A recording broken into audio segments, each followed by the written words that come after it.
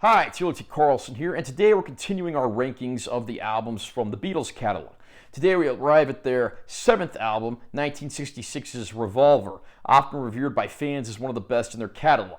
This one features 14 tracks, and it's the one where the band embarked on their last world tour before their disbandment, although due to the more complex arrangements of the tracks, none of them were actually performed live, interestingly enough. They'd gone from being a live band to a studio band at this point, marking a very interesting transition. Without further ado, let's go ahead and get started. At the bottom of the list at number 14, I have Love You Too.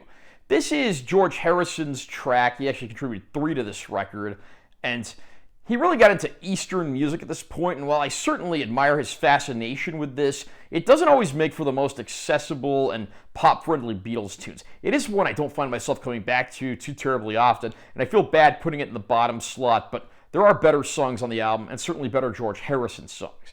At number 13, I have Tomorrow Never Knows. This is just pure all-out John Lennon psychedelia.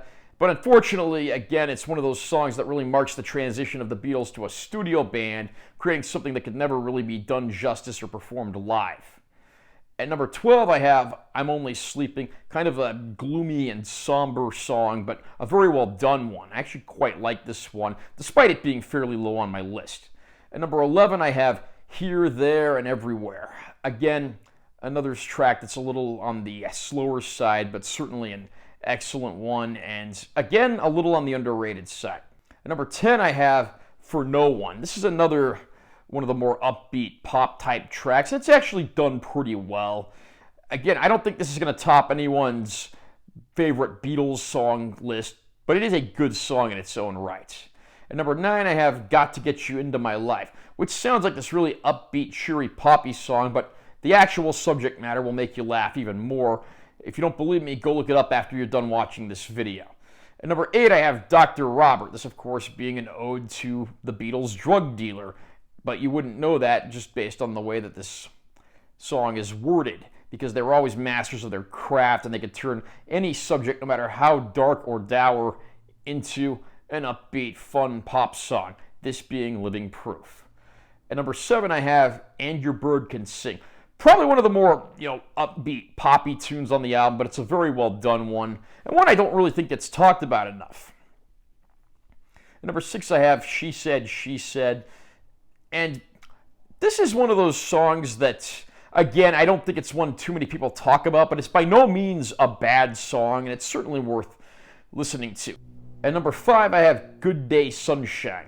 Very brief, very simple and to the point, pure Paul McCartney bubblegum pop, but it's just done so well.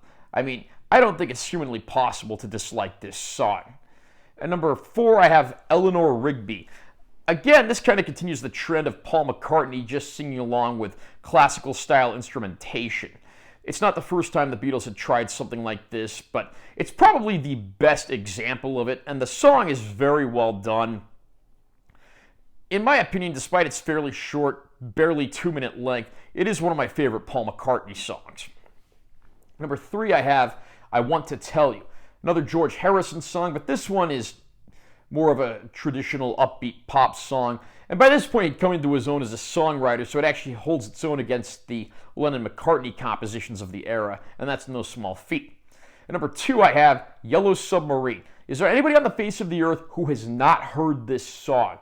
It's one of the catchiest, most infectious pop songs of all time. And of course, the band let Ringo sing this one, making it his obligatory one from this particular album. And it's a fantastic song that I can't help but love.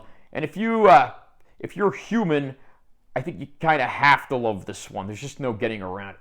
And my pick for the number 1 track on Revolver, and that's the other George Harrison song, Taxman. This is a song that's brutally relevant, dealing with over-taxation and just the sheer idiocy of it all. And it's all done in a very appealing pop rock song. This has always been one of my favorite Beatles-era George Harrison tunes, and it isn't hard to see why.